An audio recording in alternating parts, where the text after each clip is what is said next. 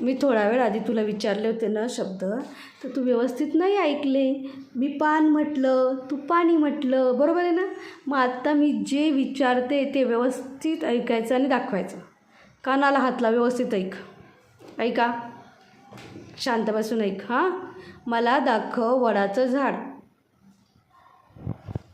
वडाचं झाड. कुठे आहे वडाचं झाड? नारळाचं झाड. कशाचं झाड? ते नारळाचं. हां, नारळाचं झाड, बरोबर. पण मी नारळाचं झाड विचारलं नाही.